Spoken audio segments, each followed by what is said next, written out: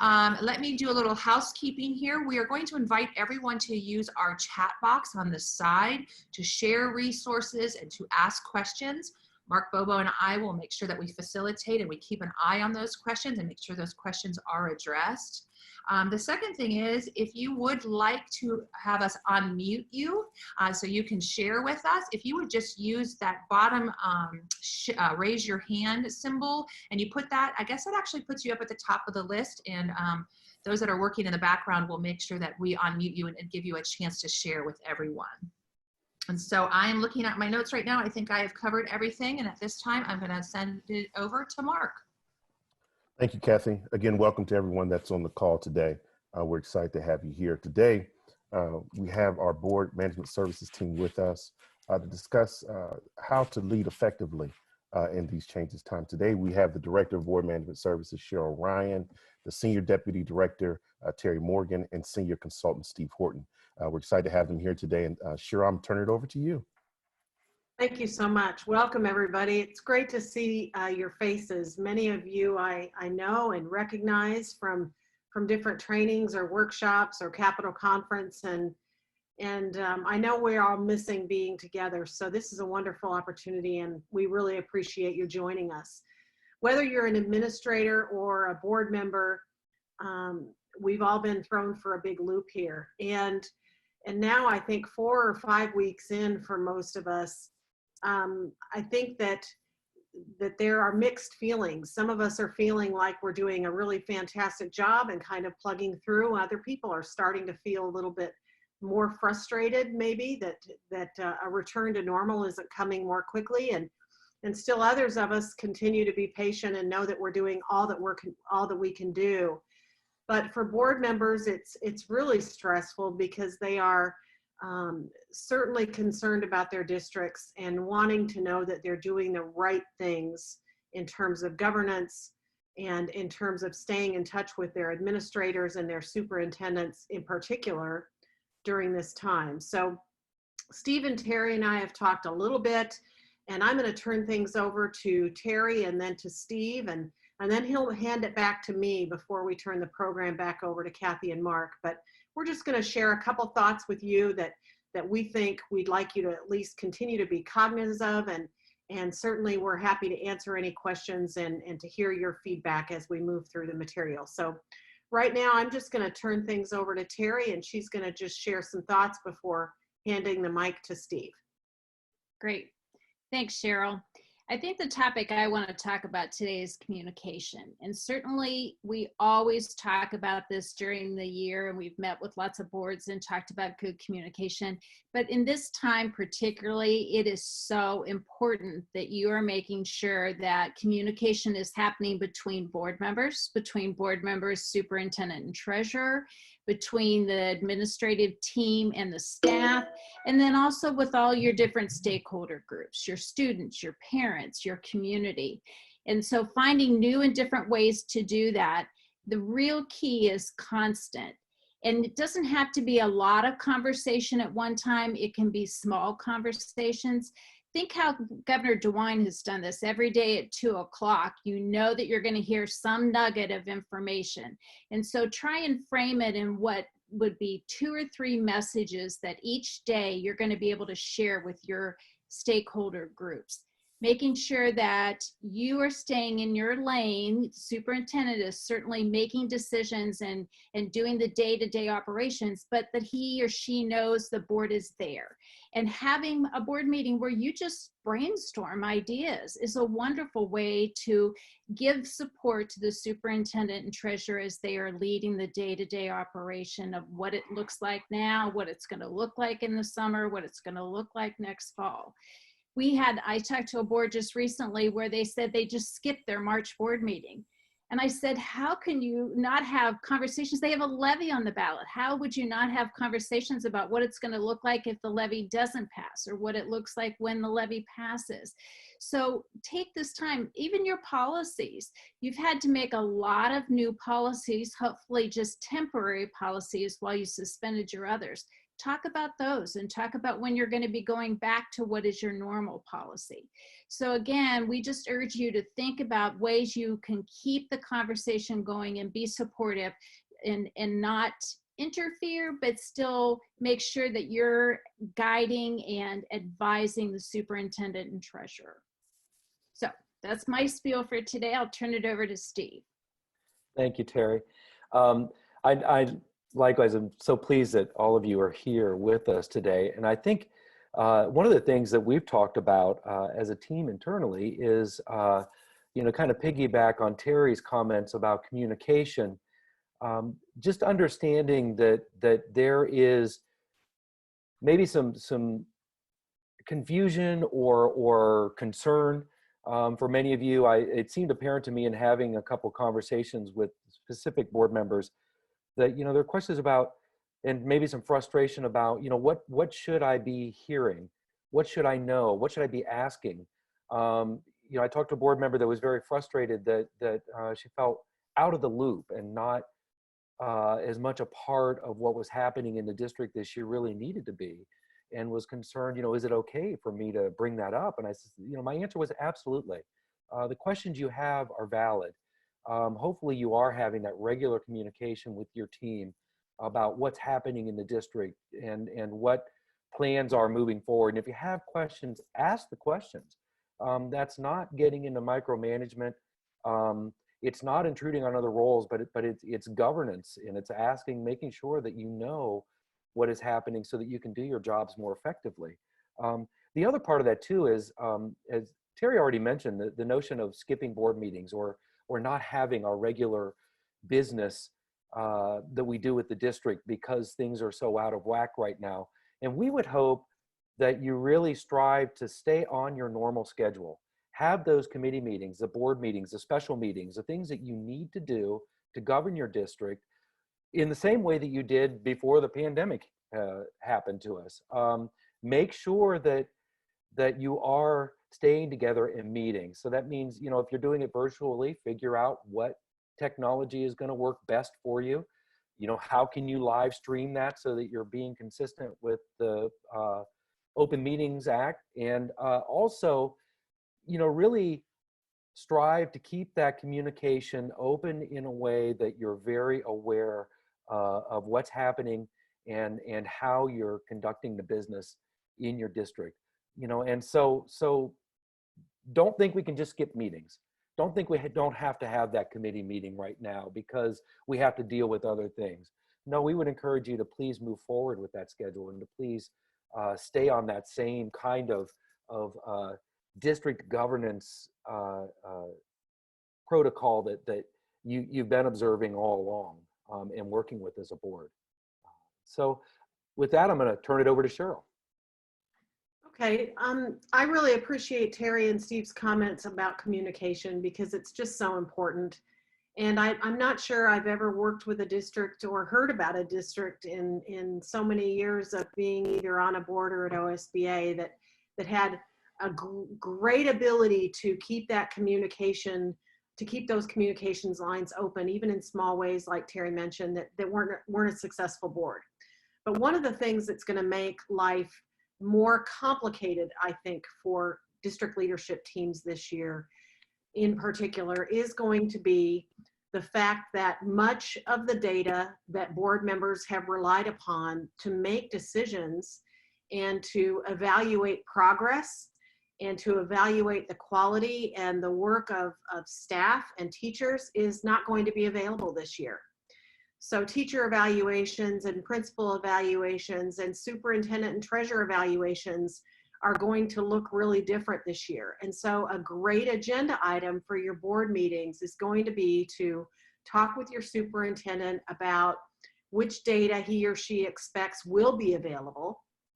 And even if it's a partial, and how you as a board are going to make decisions moving forward about personnel, about operations, about student achievement. How will you consider the work that was done during the pandemic and before the pandemic separately or in total? And what data will you use if you don't have the routine amounts of data that you're used to having. I hope that all of you are considering having conversations with your treasurer about how different the budget is looking now, given what he or she does know, than what it looked like 3 or 4 months ago. So board members need to have really good data and really good information points to have conversations and to make evaluations. And this is normally the time of year that they're starting to think about lining up all those evaluative pieces of information that are going to be really different this year. So I encourage administrators to make sure board members know there will be information to talk about in whatever form that might be, and to also talk about what have we learned from the pandemic, and what is the kinds of information that our teaching staffs and our principals have been sharing with us that give us good indication that learning and achievement still continue to take place. The last thing I want to say before we turn things back over to Mark or Kathy is I hope that board members are talking about the celebration that's going to take place in your district when all of this is over. I think when you can all finally get back together, I hope that there will be some conversation among the board about what are we going to do as a district to acknowledge the passing of this really difficult time and the fantastic work that all of you have continued to do. So whether it's, you know, I mentioned in another article, whether it's an ice cream social after a board meeting, whether it's a fabulous picnic to start off the beginning of the year, if we're able to do that. Much of this stuff is for sure continues to be a moving target for all of us, and we'll all have to just stay tuned to what the parameters look like. But within those parameters, I hope that some way to just spread the love and the joy in your district is something that you're talking about on your board agenda. So again, I know that Kathy and Mark are monitoring the chat, but I'm going to turn things back over to Kathy now. And again, thanks for letting the three of us join the town hall tonight. Thank you, Cheryl, so much for that. I do want to follow up, if that's all right, with just a couple of questions. You know, we were talking about the importance of communication, but you also made it clear that the communication needs to be siloed and coming from the superintendent. Can you go a little bit more into that, how important it is that they do hear from the district, but making sure that they're speaking with one voice? Yeah, I think that board members are hearing from constituents, and so are superintendents. But I think to Steve's comment about the board member that felt a little bit disconnected right now, superintendents' plates are really full. They're trying to make sure students are learning and that students are being fed and students are being cared for and teachers are being cared for, teachers and staff members. If I hate to add more to their plates, but to the extent that a superintendent or an assistant superintendent can reach out to the board members and say, just want to let you know, here's a couple great things that have happened in the district this week. Or here's a new challenge that's popped up that we just want you to know about that we're grappling with. It keeps board members connected and current to what's going on. And board members likewise, I hope that they can reach out to superintendents and say, what are a couple things that you would want me to share with the community, you know, in the next week? And community members are asking me about this. How would you like us to respond? I think that through appropriate use of email and text messaging, board members can continue to, with their leadership teams, have that communication and feel that they're still able to provide good information to their community even between meetings. I don't know, Terry or Steve, do either of you want to add to that? I was going to say that I think, you know, I agree. And I also think that it's really important that for board members, if you're hearing questions from the community, to be sure to share those. So there's questions that you don't feel like you have an answer to. How should I be answering this? And that everybody stays on the same page as far as what those questions are and what the district is doing and how you're answering those questions for your constituents. Because it's very easy in a situation like this for the rumor mill to run rampant. So you have to be aware of what the real reliable information is that you should be sharing with your stakeholders. Thank you to both of you for those responses, because I do think it's important, and the questions have been asked. You know, how best to communicate, how often to communicate, and how critical it is to make sure that we're all giving the same message. So thank you to our board management services team. As always, they are just a phone call away. If you need any guidance or advice, you can reach out to them directly. Again, our team is second to none. And yes, I'm biased, but I believe in our team, and they're great, and they're always available and ready to help in any way possible in regards to your continued board leadership and your board management. Kathy, I am going to swing it back to you. I have seen some things in the comment section that we will follow up on, but I know we're going to transition over into our hot topics section of the conversation, so I'll hand it back to you. Yeah, thanks, Mark. And I am following the chat box. I am going to do a shout out. Do we have anybody from legislative department on our call? Because we do have a question about that. I want to make sure we can get that answered. Second of all, I want to ask board management team, any suggestions around budgeting, budgets?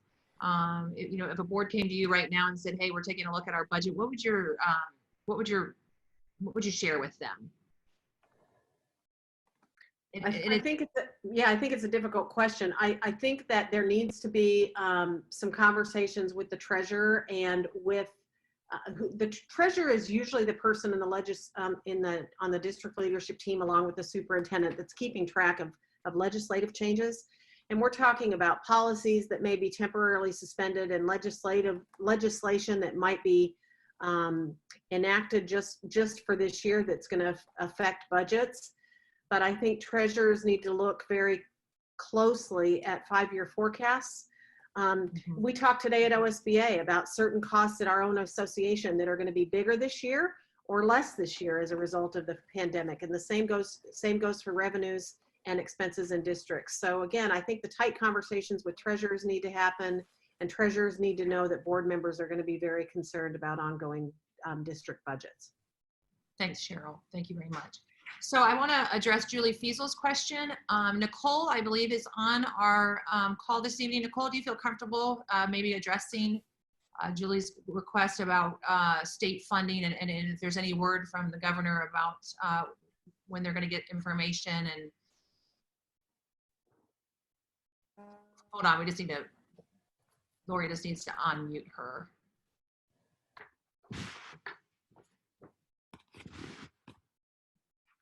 Nicole, can you hear us? Hold on. Yes. Okay, 1 second. Let me get my video on. Okay, sorry about that. That's okay. So we've got some questions over. Can you see your chat box, Nicole? We've got something from Julie from Olentangy, and then we have something from John Walsh about funding. I'm sorry, I'm probably catching you off guard there. Nope, no, you're fine. So we have not heard anything what that means in regards to the 20%. And we've been talking with others as well as BAS and OSBA about this as well. We know that a lot of it, I think we're waiting to see what the numbers are going to come out, but we've not heard how they're going to handle it going forward. Okay. All right. So why don't we keep our finger or pulse on that and make sure we continue to give our members that information. All right, let's transition into our hot topics. One of the topics now that the governor has decided, our kiddos will not be going back to the building. And as a former principal, I know kids love to keep lots and lots of stuff in our buildings, everything from athletic equipment to technology to personal items.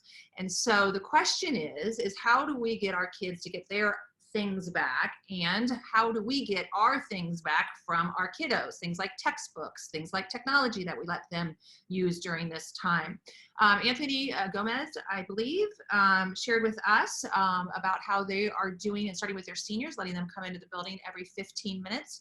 My question to him was, were they going to be requiring when the students come in that they wear masks and practice social distancing? And he said, not the mask part, but yes, definitely the social distancing. Some other principals shared with me earlier in the week that they've actually had families pull up in their cars, hold up their name on a piece of paper. They went in, got into the locker, bring the items out to the car, put them in the back seat, and off the family would go. Lots of schools are allowing just a certain number of students and families into the buildings to get their items. I haven't heard anything or have not had any feedback about how districts are collecting items. I think Anthony shared that as kids are getting their things, they're also turning things in. Kathy, I heard from some districts that they are planning to have their buildings open since they heard the governor's announcement, and they're kind of putting a plan in place, trying to get volunteers to come in to kind of help assist, just to make sure, you know, we have a number of parents, a number of students trying to retrieve things, kind of help navigate that in those buildings. So thoughts are being had out there on how best to manage that. There is a question about, is there a time slot or assigned times? Yes, a lot of the districts that I spoke to did assign it by last name of families, or seniors would go first and then they would start alphabetically with them and give them 2 days, and these are the time slots that you can come in and get your items and return items.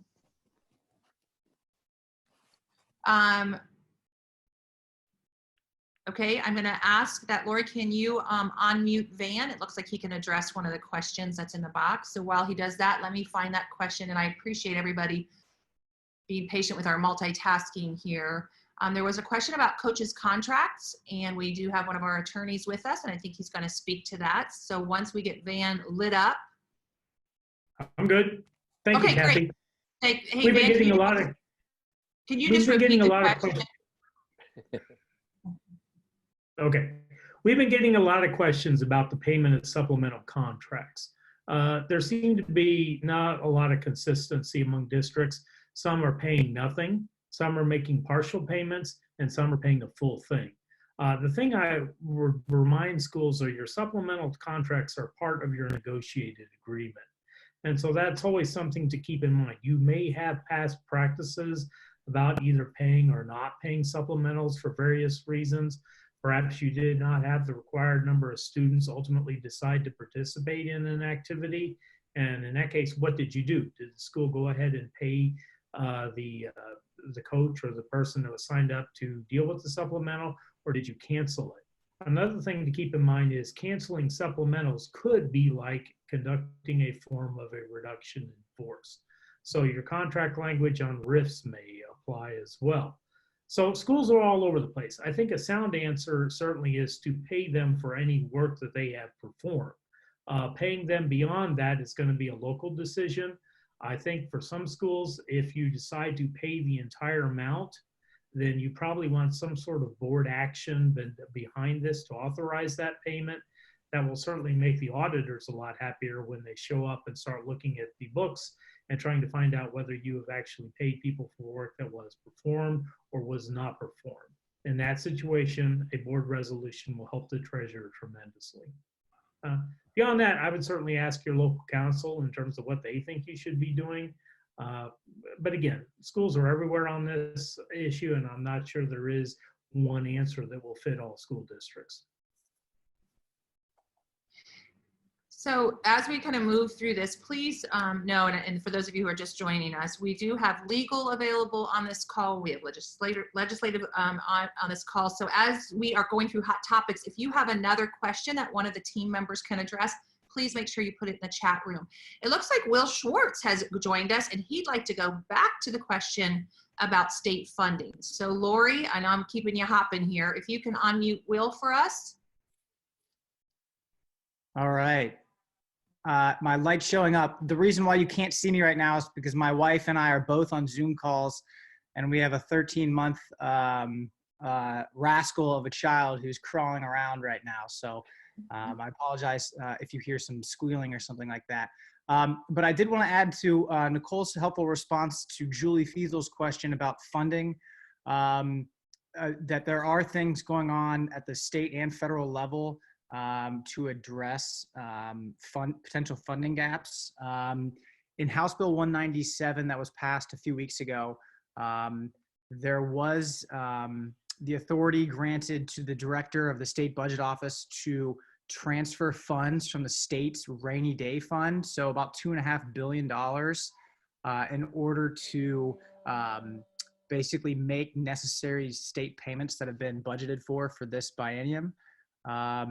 At the federal level, As you know, Congress has passed 3 separate pieces of legislation dealing with the coronavirus.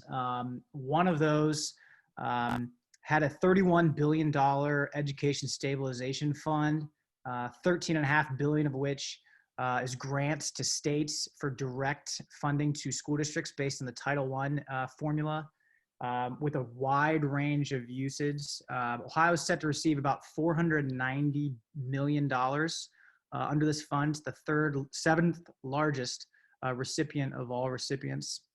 And then there's another $3 billion block grant that the governor of each state is allowed to get. Each state's getting a set amount. Ohio's getting, let's see, what was Ohio going to get?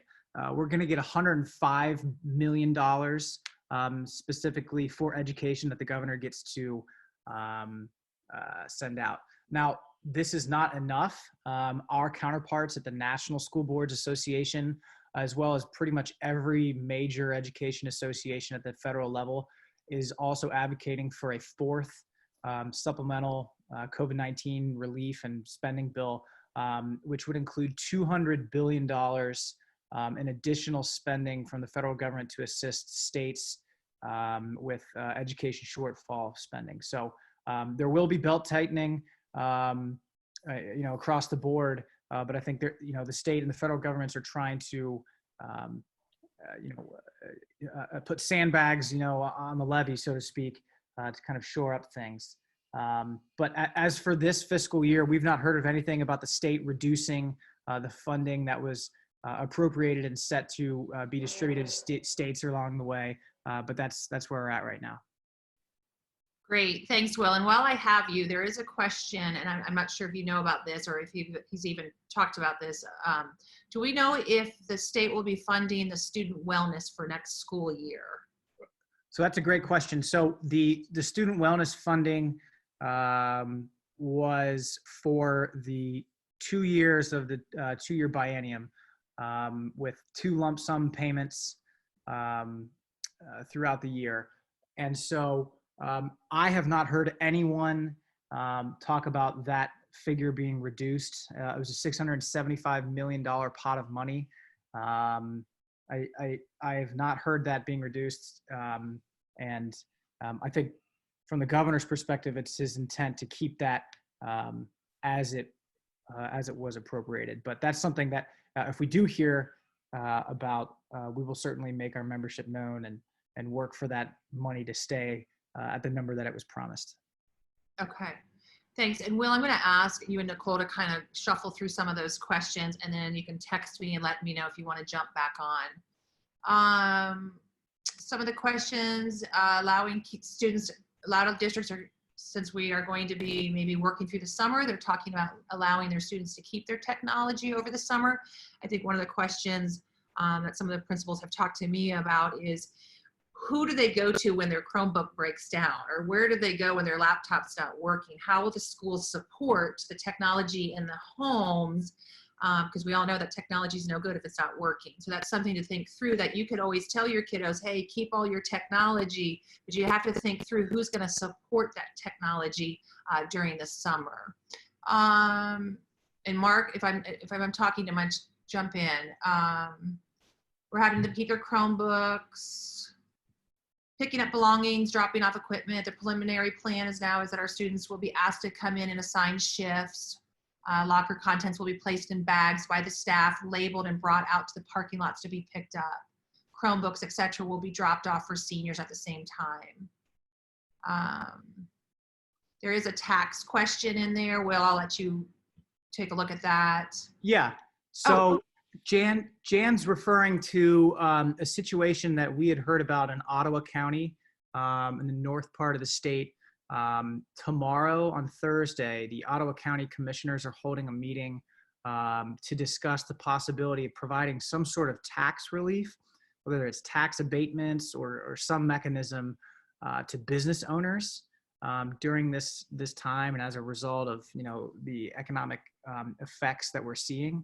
And obviously, as everyone on this call knows, that property taxes, as well as other locally sourced taxes, are the lifeblood of your operations. And so not knowing the full details of this, it obviously, or not knowing the full details of this, we would presume that this would have an effect on our school districts in that area, as well as their finances. So this is a public meeting that's happening.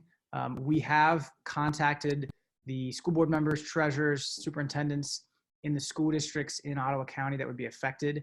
If you do need or would like to get more information about that meeting or hear about it, give our division a contact email or call. We're happy to talk through this, but we're kind of learning about this as we go too. We're not certain what exactly they're doing or what their plan is. It might just be discussing, ideas or something like that. But it is a public meeting, and there is call-in information if you would like to get on the call that we did provide to membership.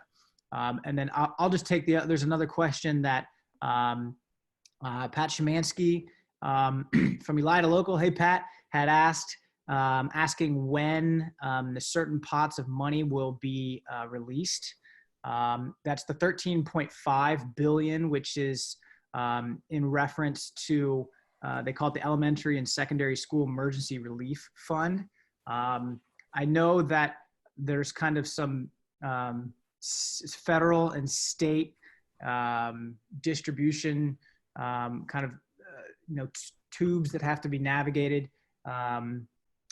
So my guess is in a few weeks.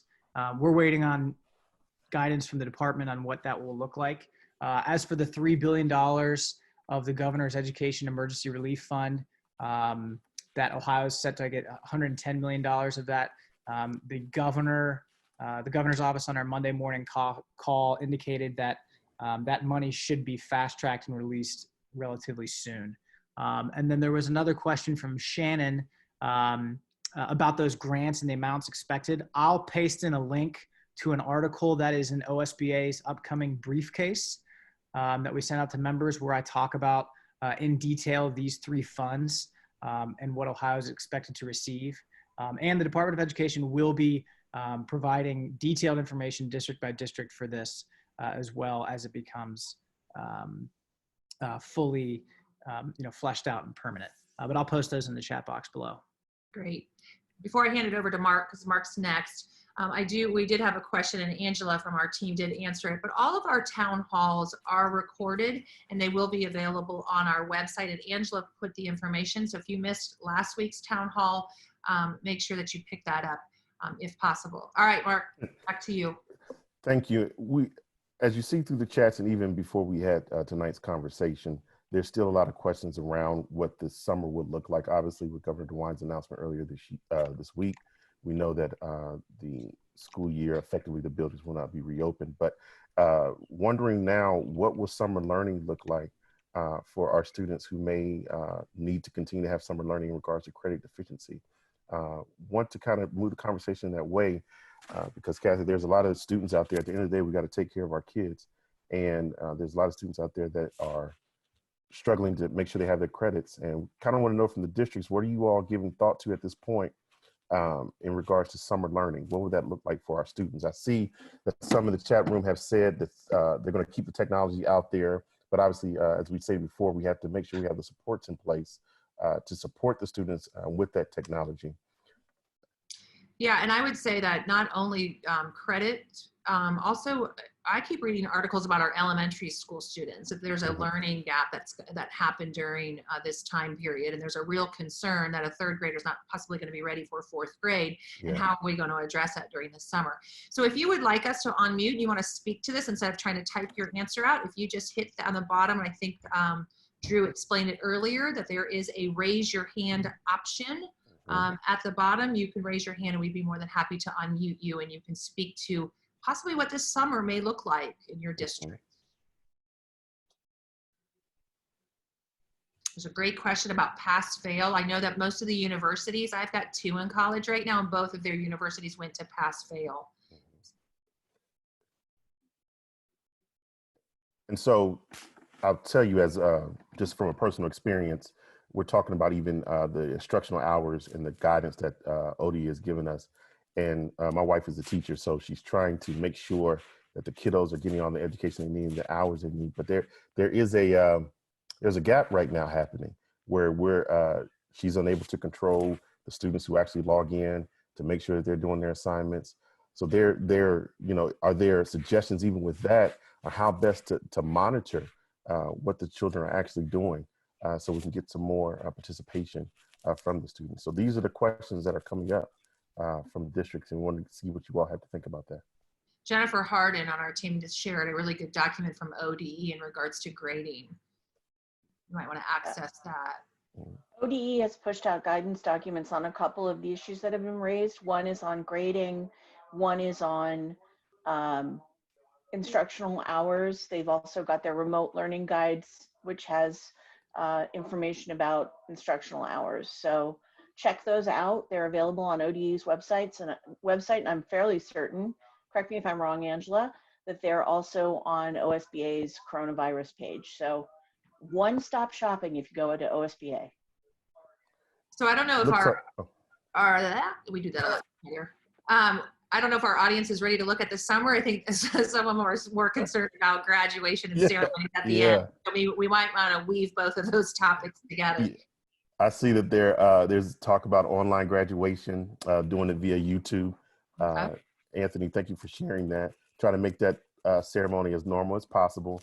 As we talked about even last week, what they're doing in Tuscarawas Valley, creating a graduation video, putting all their seniors together. That's some of the ideas that are happening out there. And if we share a document with you, as Jen pointed out, sometimes ODE's documents are confusing. Please make sure that you reach out to our team because we can help navigate some of those documents. And at this time, I am going to ask that our team members do put up their emails, so that if they would like to get a hold of you and ask a specific question, they can have your email at their fingertips. Mark? And Jenny Harden, I'm going to ask this question of you, and again, if you have any thoughts on it. But it says in here that some of the districts are ending their years early, and that they're attempting to meet their hours requirement by May 1st. Have we heard any concerns about some that type of decision?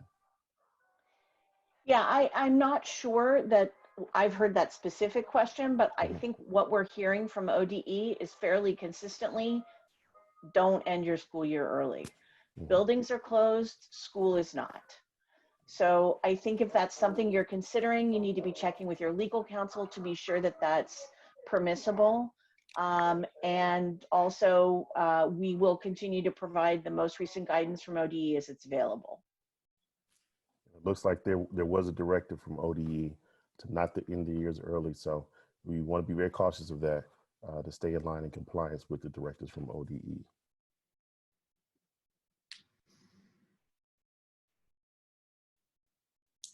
You want to do a last call?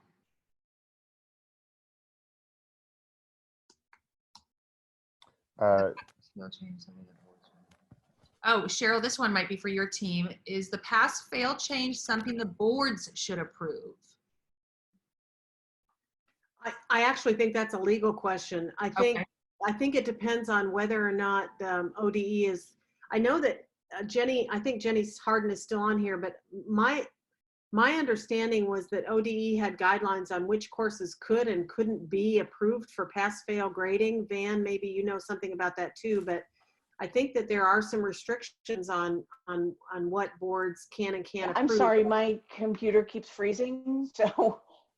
I said this isn't my area of expertise, but my understanding was that there were some courses that could not be granted pass-fail credit. They had to be graded, and I wasn't sure whether that was true.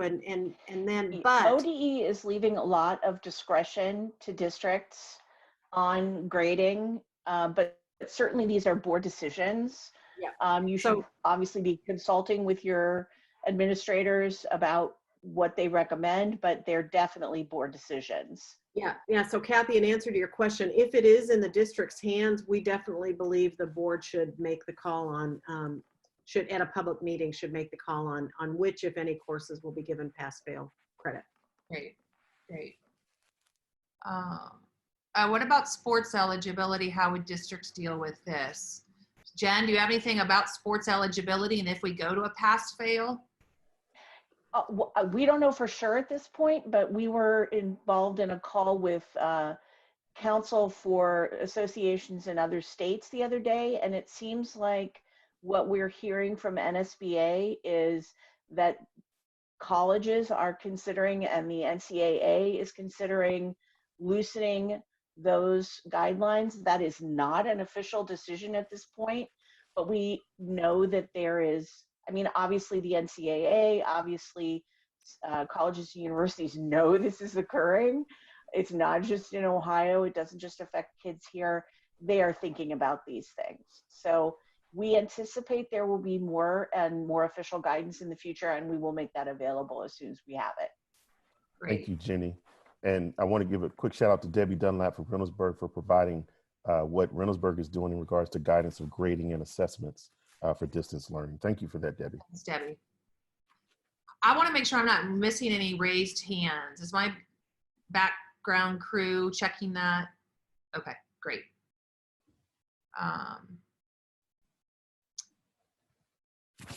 Yeah. Oh, we have an actual raised hand. I have D Fries on mine. Lori, can you find him? Doug. Doug, thank you. Yes, I just want to add, the Ohio High School Athletic Association does accept pass-fail. Okay.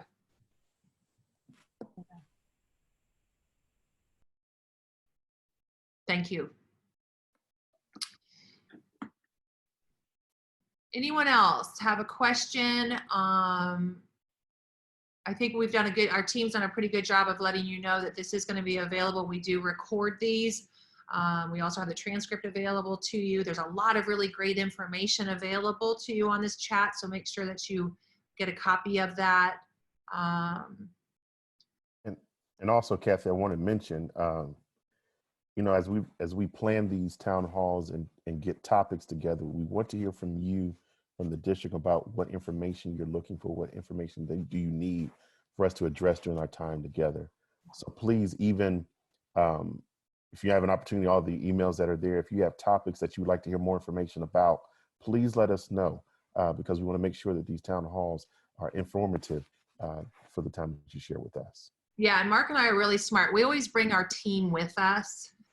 So when you have questions that fall outside of our sandbox, we have a team. Yeah. So, Kathy, if I can just mention too that the next issue of the Policy Development Quarterly is going to be coming out within the next week or so, and there will be good guidance for districts about the required policy or policies that are going to have to be included in all policy manuals, as well as guidance on, you know, we've had a lot of questions in our policy area about, do we change policies now given new legislation in the pandemic, or do we suspend policies?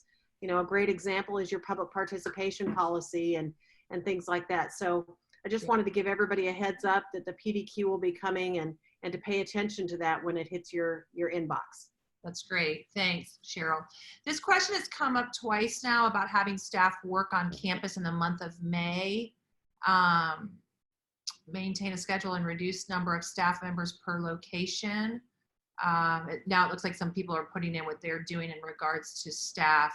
I talked to a principal the other day. She said that she splits her staff up into teams, and they have different times that they can come into the buildings and access the resources that they have in their rooms. But the majority of this specific building staff is working remotely. And it looks like, Kathy, what we can do, this can be one of the subject matters that we kind of hit again next week, Yeah. and maybe reach out to some of our contemporaries about what they're literally doing in regards to the month of May and having staff in the building. I'm also feeling a lot of legislative questions and concerns. So maybe we'll invite that entire team to join us and do what board management did, kind of kick us off with a 10 to 12 minute update and then go from there. Yes. That's the vibe I'm getting. So, all right. If we're good, give a couple, maybe 30 more seconds. One last thing I just noticed in the chat box that Wanda Block jumped in and gave instructions for everybody on how you can save the chat. Yeah. There are several links embedded in this chat, and I don't know if I'd heard that mentioned so far tonight. So yeah, I hadn't either. You can click over onto the 3 dots in your chat box and tell tell the chat that you'd like it saved for your personal use. Great. And what's our turnaround, Angela? You want to post what, or Lori, when do we usually get this recording up and all this information on our website? It usually goes up there by the next day. Perfect. Okay, great. All right, so this is a reminder that we will be back together next Wednesday at 4 o'clock. We are looking for topics that you would like for us to at least throw out there and give people a chance to share. Like I said, I think we will be inviting our legislative team in to kick us off for that. So be thinking about some questions you have for that team, but at any time from now until next Wednesday, you have our contact information. We are working full time to make sure that you are being able to support your districts and your families and your communities, but most importantly, your children. Mark? Kathy, yes. And yes, to answer your question, Todd, we do need you to register for next week's call. Everyone needs to register for next week's town hall. Please do that and be a part of this conversation as we continue to move forward. But as Kathy said, thank you all for even being here and participating. And we hope that this time that we've shared together has been beneficial and informative for you. And Shannon, I think we're going to take a look at what is school going to look like when we go back. So we'll tackle that next week. Thank you, everyone. Thank you very much to the OSBA team. I know it's been a long day. You guys worked so hard. Thank you. And thank you to all of our members this evening for joining us. Stay healthy, take care, and try to enjoy the time in your in your homes with your families, as my house is getting smaller and smaller every day. All right, good night.